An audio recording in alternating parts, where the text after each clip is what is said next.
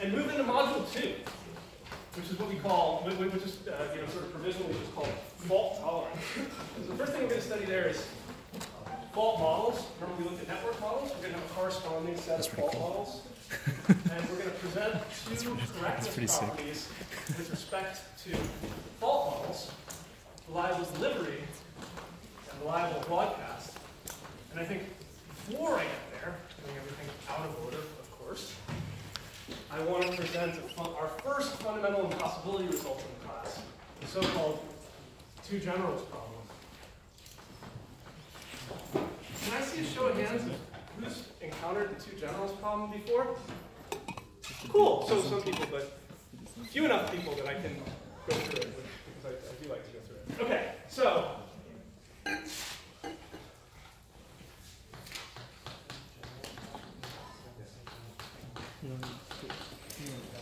we studied a couple protocols that actually implement the property of fight. Oh, I forgot something. By way of transitioning from module 1 into module 2, I want to go on a brief sort of diversion into the definitions of so-called safety and liveness properties. Okay.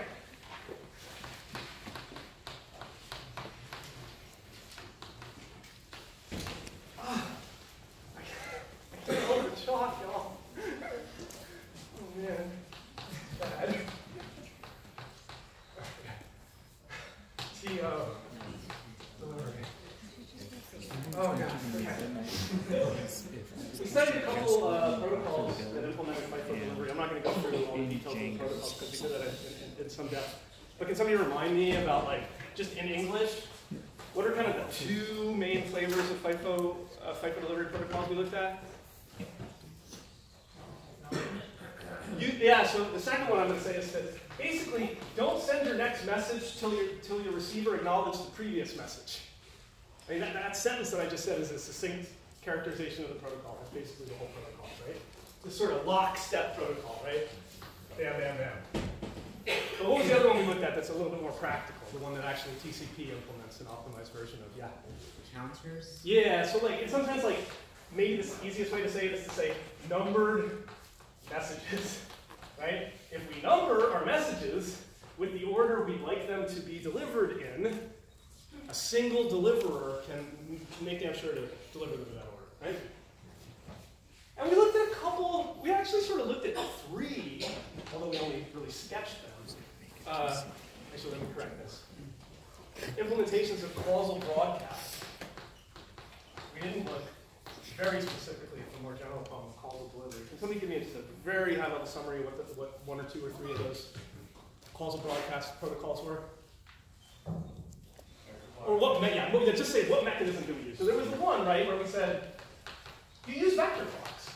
And you use them in a specific way, where you say the only events that we're counting are message sends. And if everybody sends every message to everybody, you deliver a message when it is less than your current vector clock, and you update your current vector clock when you get a message. Right? We saw how that worked for causal broadcast. What else? Yeah? Similar to the acknowledgement.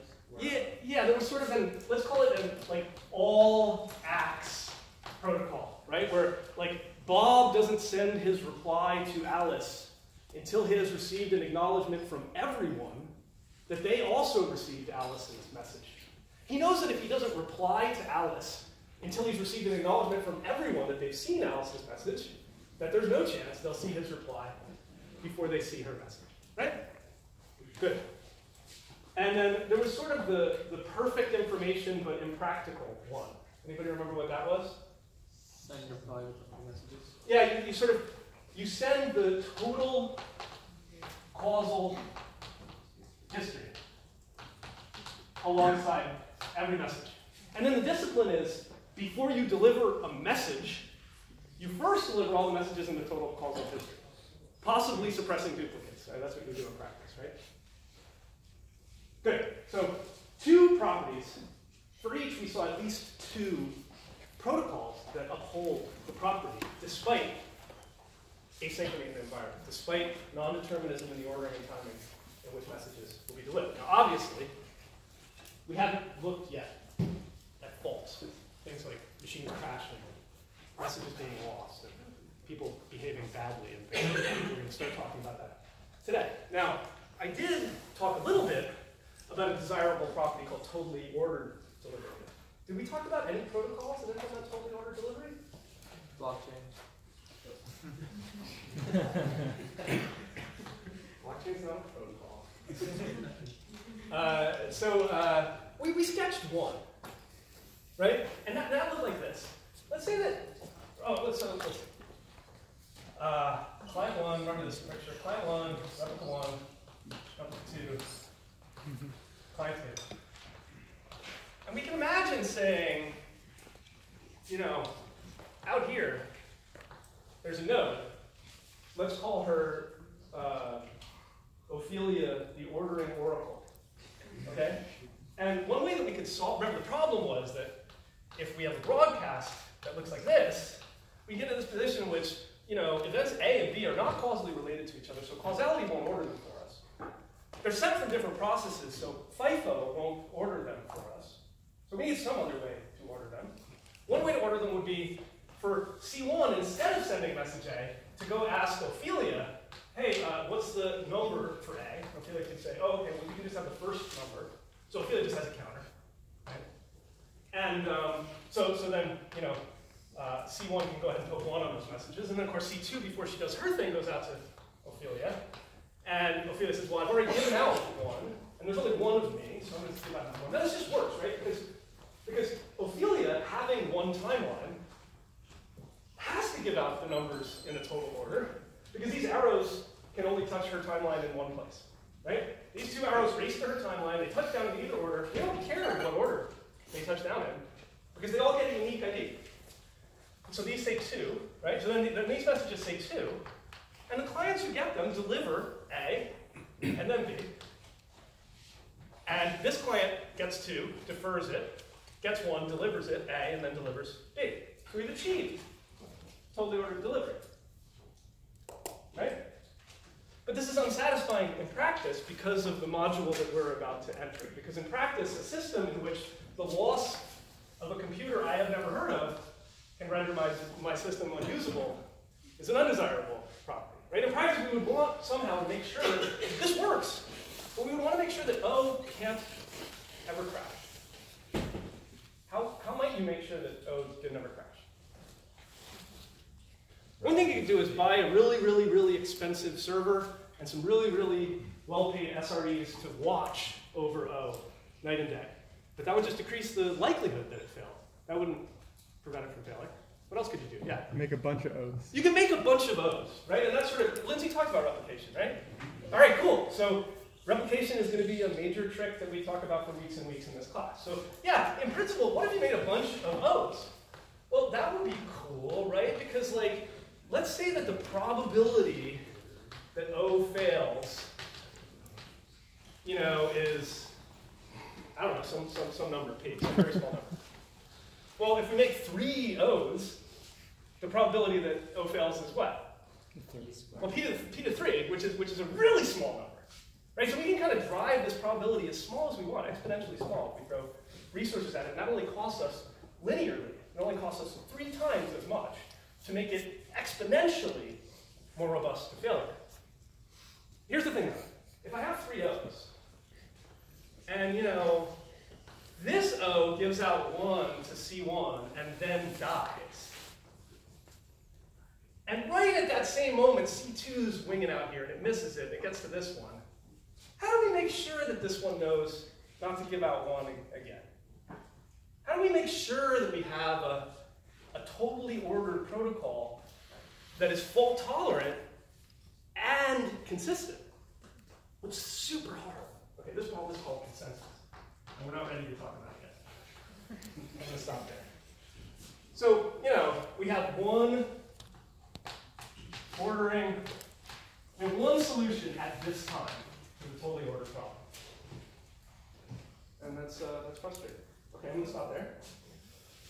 And I think that's this. Okay.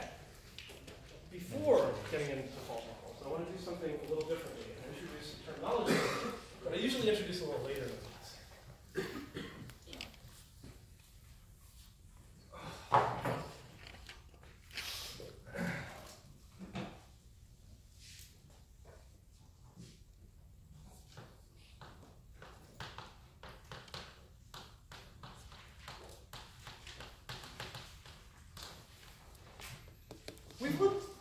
somewhat informally at correctness property so far in this class. Right? We looked at FIFO as a correctness property, and then we looked at protocols and enforcement. We looked at causal broadcast as a correctness property, and protocols and enforcement.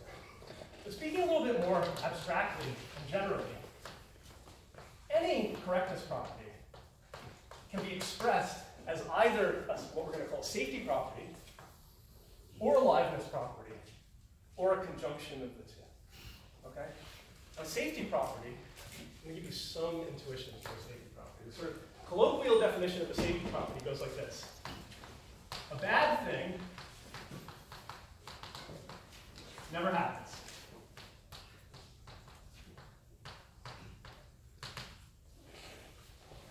Safety property states a state that a system can never get into, or an event that should never occur or be witnessed in a system. For example, when a FIFO delivery anomaly, in which a set of messages A and B, which were sent in the order A and then B, are delivered in the order B and then A, that's a bad thing that we can say happened. Even more colloquially than that, a safety property says, you know, don't fuck up. Okay? A safety property always has a finite counterexample. Counterexample is a synonym to the word we've been using a lot in this class. Okay? So we know that something is a safety property if a violation of it can be pointed to in a finite execution state. Right here, that's the point at which it happens. Okay? So for example, I know that FIFO delivery is a safety property precisely because if I have an execution that looks like this, I can point there and say, yep, exactly there. I can kind of truncate this diagram. I can say, I don't even need to go any further. That's an anomaly. Okay? And the fact that it is a finite execution that can show the violation of the property means it's certainly a safety property. Any questions? Safety property states a bad thing that shouldn't happen, and if you see the bad thing happen, you know that you got a counterexample of that property. Yeah? A liveness property, by contrast, says something like this. A good thing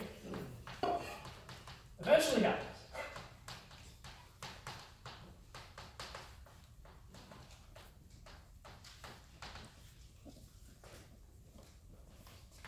Even more colloquially, do something. Right? Because it's easy to not fuck up if you don't do anything. And if you don't have to not fuck up, it's easy to do something, because you can just do whatever. Right? That's why safety and liveness properties need each other. They're not interesting by themselves. Okay? Because we haven't said anything except that a good thing eventually happens, what do you think a counterexample to a liveness property looks like? It's an infinite execution in which that good thing just doesn't ever happen, goddammit. Which makes them really, really hard to reason about. Right? Because you can't like point to a Lamport diagram and say, hey, there's a Lamport diagram in which, you know, so what does a safety property look like? I mean, we've looked at some, but like, you know, classic safety property might be like, the system never gets into a deadlock. So if the system's in a deadlock, you know it. You know you have a violation. So a deadlock-free system is great. But it's easy to have a deadlock-free system if every time you ask it to do something, it just ignores you. Right? So your property might say, the system is deadlock-free, and if there is a request, there is eventually a response. Right? So usually you say, like, what is, you know, if you're doing this logically, you say, you know, a correctness property always looks like some safety property and some liveness property. The safety property might say, you know, the system never gets into a deadlock, and the liveness property might say, if there's a request, then, oh no, I need temporal logic to do this, never mind. Okay, infinite counterexamples, finite counterexamples. Do these definitions make sense? They're not super useful to us at this time, but I think it's just useful to provide a bridge into our study of fault tolerance. Because what kind of property is FIFO delivery? A safety property, right? I kind of showed you that already, right? Because it only requires a finite counterexample. What about causal delivery, though? Is it a safety property or a liveness property? It's also a safety. It's a safety property, right? Because the very minute at which Carol hears Bob's reply, we know that there was a causality violation, right? Okay, and what about totally ordered delivery? Safety. It's also a safety property. So we haven't studied anything but safety properties in this class. That's interesting. I wonder why. Because we don't have an infinite execution cycle to show a liveness property. Well, we could have infinite executions. But the bottom line is nothing ever gets lost. You know, messages don't get lost. And nodes don't go down. All we said is that messages can be delayed indefinitely. So if messages can be delayed indefinitely, in general, something is going to always eventually happen. We just don't know when. Right? The only thing that can go amiss in an asynchronous environment is that when we have guarantees about order, we have to take some care to make sure that those guarantees are upheld via protocol. Okay? We haven't looked at liveness properties, we only looked at safety properties. Okay.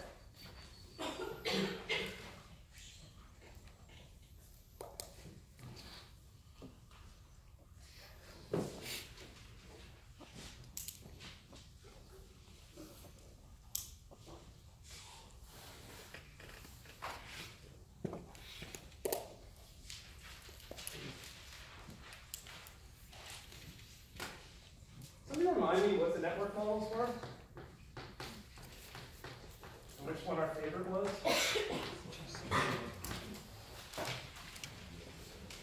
Network models? We looked at two. You mean like synchronous and asynchronous? That's correct. And which one's the one we like? He said synchronous and asynchronous. Right? The synchronous model said something like, there is a B. I don't care what units it's in. There is a B that says, you know, it never takes more than B units for a message to be delivered. It never takes more than B units of time, obviously, for a computer to process a particular message. And the asynchronous model said, there exists no B about which we could say that. Right? No guarantees about upper bounds on delay. Good. And remind me, which of those two models did we like to use when we implemented protocols? The asynchronous one, right? Because if we can implement a protocol that's correct in the least friendly and most unpredictable model, it follows that it will be correct in the more friendly one. And if we wanted to prove something to be incorrect, impossible, we would go prove it in the synchronous model. Because if something's not possible in the synchronous model, it's going to follow that it's impossible in the async model.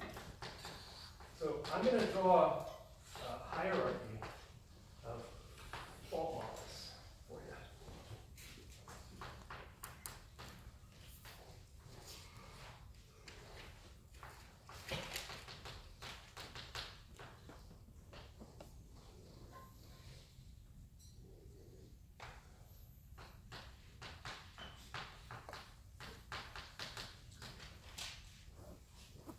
I've drawn them in this way because showing that a failure model is completely contained in another failure model means it's strictly weaker. That anything that can happen in a contained failure model can happen in the bigger failure model. Okay?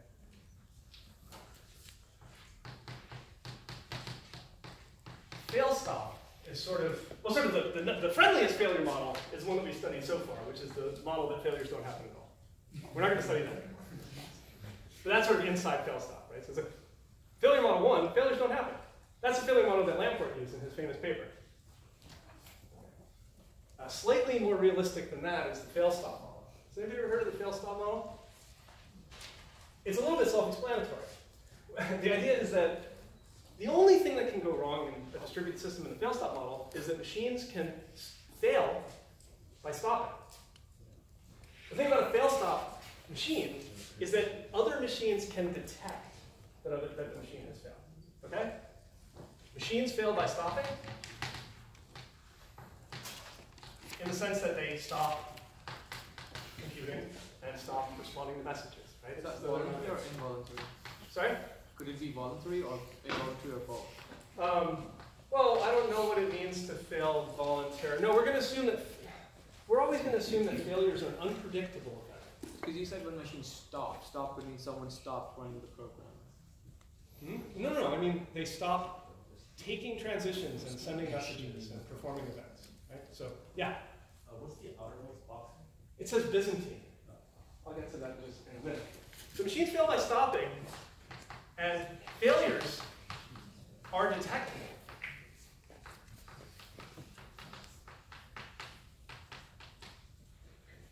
Okay? I'm sorry for my handwriting. I'm having problems with my hand. I'll try and write bigger. Machines fail by stopping, failures are detectable. In the crash model,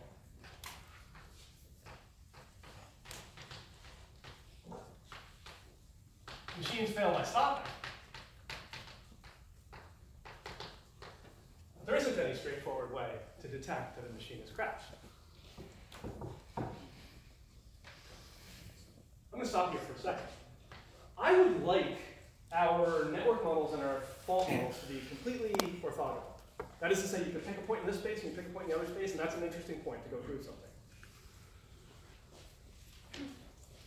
Is the fail-stop model really orthogonal to the network model? No. Why?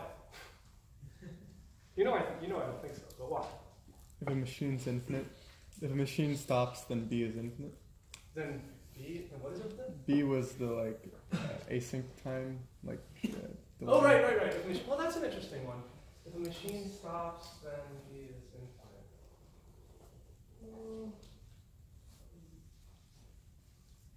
Yeah. Well, if we no.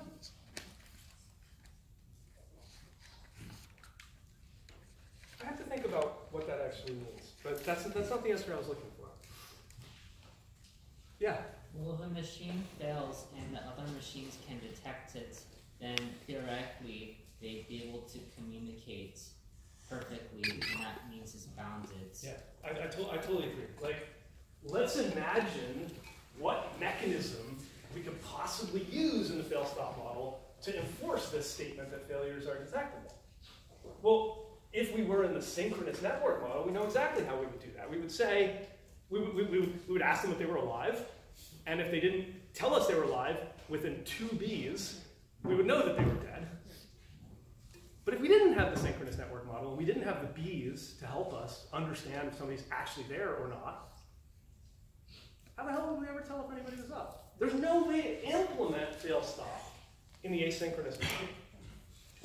And because I want these things to be orthogonal, let's just not talk about fail-stop anymore, okay? It's not realistic. We can talk about fail-stop in a high-performance, on a Cray, in a high-performance computing environment where we had a strong guarantee about latency, but in the systems that we're studying, we don't. So let's just not. Is that okay? All right, so forget everything I said about fail-stop. That's bullshit. The most friendly model of failure, besides the one where we pretend a failure don't happen, is that machines fail by stopping. Not so bad. But nobody knows the difference between a stop machine and a machine whose messages are just taking a really long time to get. Yeah? Good.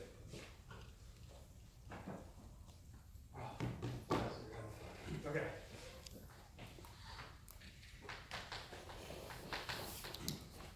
The next one up from crash is the omission model, in which machines can fail by stopping, and individual messages may be lost.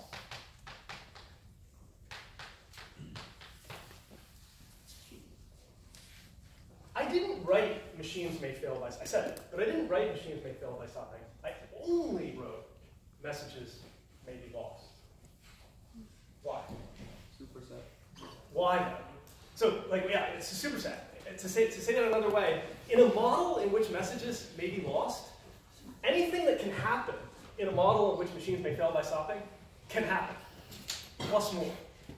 That means that in the omission model, there must be a way to simulate machines failing by stopping by just dropping messages, or else what I just said wouldn't be the case. Right? So how would that work? So imagine Alice and Bob are having a nice conversation. It's like, hey, what are you doing? Right? But there's another execution of this system in which, Alice's message gets to Bob, and then Alice, she buys a farm. And so, Bob's message comes back, but it falls on deaf ears. And then presumably none of the rest of the protocol happens, right?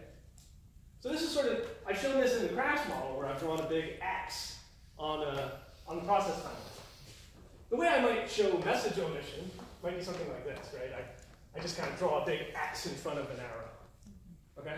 So that's what an omission might look like in Lamport world, and that's what a crash might look like in Lamport world. And because I said that you can simulate the crash with omissions, what would this execution look like? Sorry, excuse me, what would this execution look like if the only move we were allowed to do was draw messages? Messages from Alice to Bob and then back from Bob. Well, we would just drop all the messages coming out of Alice after that point where the X was, right? So we would say, for example, it would look like this. Alice got a message out to Bob, and Bob responded, and then all of Alice's messages after that, you know, whatever. No messages came out after that.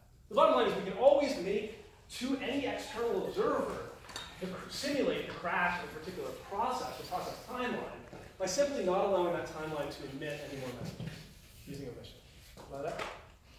So in that sense, the omission model is strictly stronger than crash. And as we'll see in a moment, the Byzantine model is strictly stronger than omission. Now, why did I draw this as a bunch of concentric squares rather than like a lattice diagram like I've been using for everything else? They're all supersets of each other. Yeah, well, because like I could draw this as a lattice, but it would be a very silly lattice because it's a total order, right? It would just be like the natural numbers, right? I don't like a lattice is useful to show the things that are incomparable. Lattices are interesting because they have like this breadth, you know. This is an easier way to show a containment, right? Or I could have just numbered them. Crash 1, omission 2, Byzantine 3. Okay, so in the Byzantine model, which is sometimes also known, you know, what happens in the omission model is errors of omission or sins of omission. What happens in the Byzantine model might be sins of commission. The idea of the Byzantine model is machines can fail by crashing, and messages can be lost, and just about anything else you can imagine can happen too. Processes are not required to abide by the protocol. Processes are allowed to change protocol in the middle. Right? So what is Byzantine model good for? What is the Byzantine failure model good for modeling? Maybe. Maybe. Yeah, maybe it's the real world. It's good for modeling everything that could ever go wrong. Yeah. Malicious users, maybe in particular. If your program is correct in the Byzantine model, it is in some sense like fundamentally secure. It means that if Alice and Bob and Carol are talking, and Carol's really evil Carol, and Alice and Bob are using causal delivery, and evil Carol's like not only not using causal delivery, she's using a protocol that she thinks is going to blow it for causal delivery, like the most pessimal protocol you could possibly use. If you had a Byzantine fault-tolerant thing, it would work for anything. Do you think it's easy to write Byzantine fault-tolerant programs? It's really hard. What's an example of a Byzantine fault-tolerant system that has come up a number of times in this class to break my balls? The blockchain. That's right. Okay, so it turns out we're not going to study Byzantine fault tolerance very much in this class, precisely because the protocols that we will be studying are not undergraduate level stuff. Like, this stuff is super duper hard.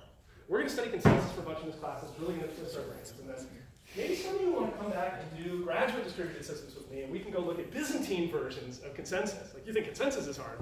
What if some of the players are actually trying to make you not achieve consensus? But the point is Byzantine is sort of the container of all. Let me write this down.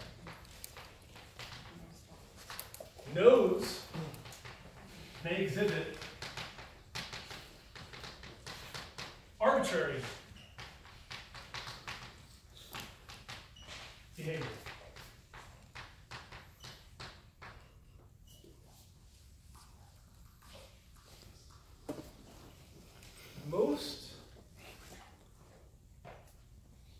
Is this a true statement? Yeah, this is a true statement.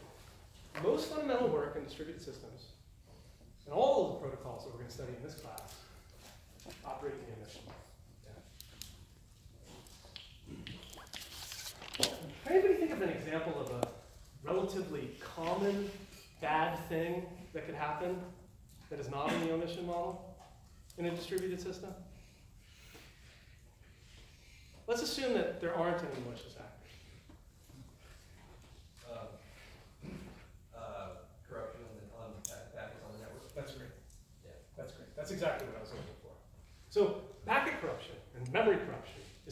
know does happen, right? Your computer's memory could get hit by a cosmic ray. Seriously, right before you send a message. The message could be corrupted, right?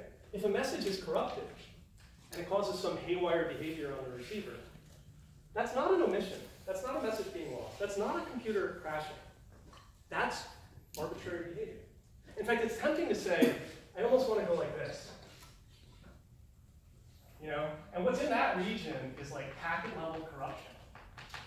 And technically, yeah, technically, that doesn't belong in the omission model, it belongs in the Byzantine model. However, there's an easy workaround for this. What do we do about packet corruption and memory corruption in practice? How do we prevent it? We don't need to write crazy Byzantine fault-tolerant protocols to deal with corruption. Yeah? Error correcting codes? Yeah, we use some kind of error correcting codes or checksums, depending on the, error correcting codes typically in memory, and checksums typically on messages. Right? So you get the message comes along, it has its payload, and it has some hash of the payload at the end of the message. So you get the message, you hash the message, you compare the hash of the message to the hash on the message, and if they agree, you say this message was not corrupted in transit. Right? If the message was corrupted in transit, its hash wouldn't match the checksum. Right? And what happens if it doesn't match the checksum? What should you do?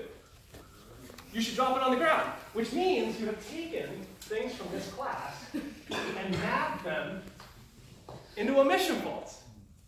That's cool. And so what I'm going to say is, this is the world that we're going to live in this class. Yeah, sure, things can get corrupted. We're going to downgrade message corruptions into omissions. And we're not going to deal with this wild world of malicious actors, and protocols breaking their way through, things like this. With me? Good. Okay.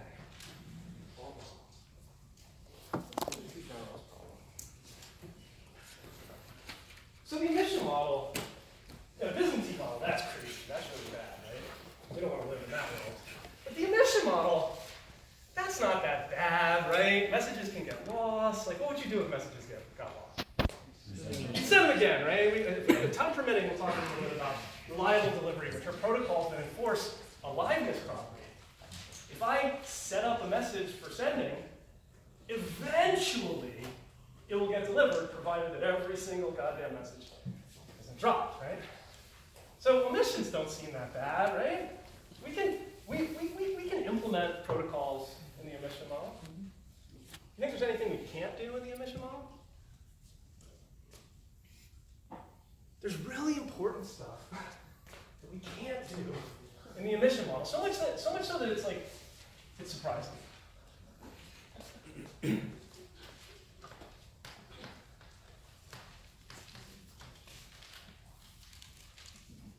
So, oh man, I made my notes too high.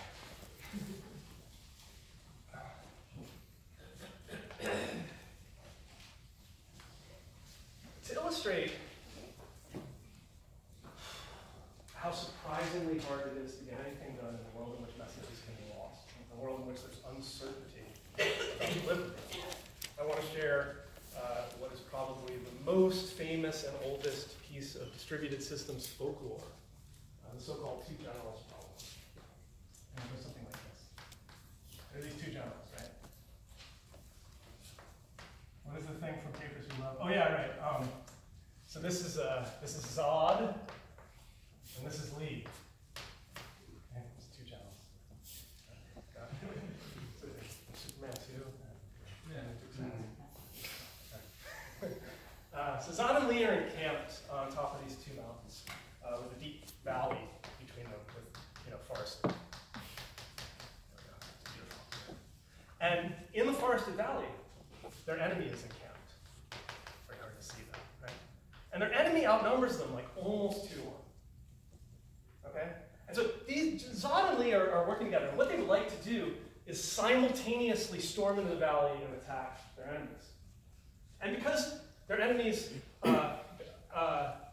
excuse me, I didn't mean to say the enemies outnumber them. They outnumber their enemies that they attack at the same time.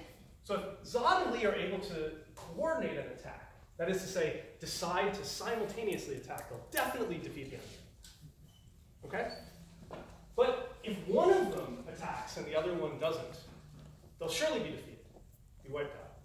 So the only solution is simultaneous attack. Where Everybody with me so far? Okay. The problem is, Zod and Lee are far enough away that they can't communicate via mirrors or smoke signals or any kind of stuff like that. The only way to send a message from Zod to Lee or back is to send a mounted messenger on a horse. This is a horse. Okay? And send a messenger on a horse through the valley and to the other side. The trouble is, sometimes that messenger will be ambushed. And sometimes it won't. And if Zod wants to send a message to Lee, he doesn't know that the message is going to make it. Okay? So, same thing, Lee can send messages.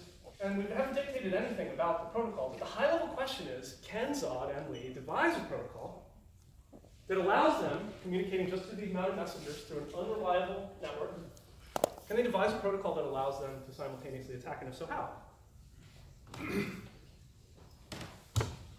Yeah? By only using a horse, or? Yeah, the only way for Zod to communicate with Lee or vice versa is to send a messenger on a horse, yeah. So would they use something like, the messages would be like crypted or something, or? Well, the problem isn't the privacy of the message. It's the potential loss of the message, right? And let me just give you just 1 second, to give you a really quick idea of why that's a problem. So let's say Zod decides that let's attack today. So he sends a messenger that says, let's attack today. Does he attack? Well, he can't really attack, right? Because from Zod's perspective, there's two possible worlds, right? There's a world in which the messenger got to Lee and Lee's totally going to attack and they're going to win. And there's a world in which the messenger was ambushed. And those two worlds look indistinguishable to Zod. And because Zod loves life and has a lot to live for, he's not just going to be like YOLO. I think the messenger probably knew I'm going to attack. So he's not going to attack, which means Lee had better goddamn well not attack either, or he's going to get jumped, right? So that's kind of the high-level thing. It's not about the privacy of the message per se.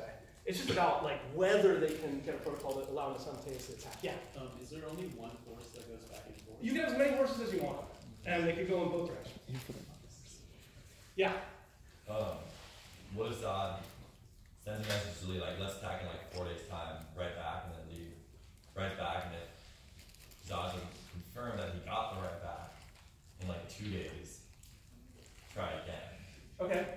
So that's good. I like that. So what you're saying like, if I'm understanding you correctly, he tells this guy not just deliver the message, but after you deliver the message, like come back, and so that's like an acknowledgement. And so if he comes back, like Zod knows that Lee got the message. Yeah. And another acknowledgement. Yeah, but Zod got the acknowledgement. Oh, okay. So what you're saying is Zod should send a message to Lee, and then it should come back, and then it should go over here. Yeah. So let's hang on to that for a second, because that's good stuff. So if Zod sends a message to Lee, and it gets to Lee, Lee's thinking, all right, this is looking pretty good. Zod wants to attack. But Lee also knows that Zod won't attack unless he gets the act, right? So as you said, this guy goes across, he tells Lee, and then he comes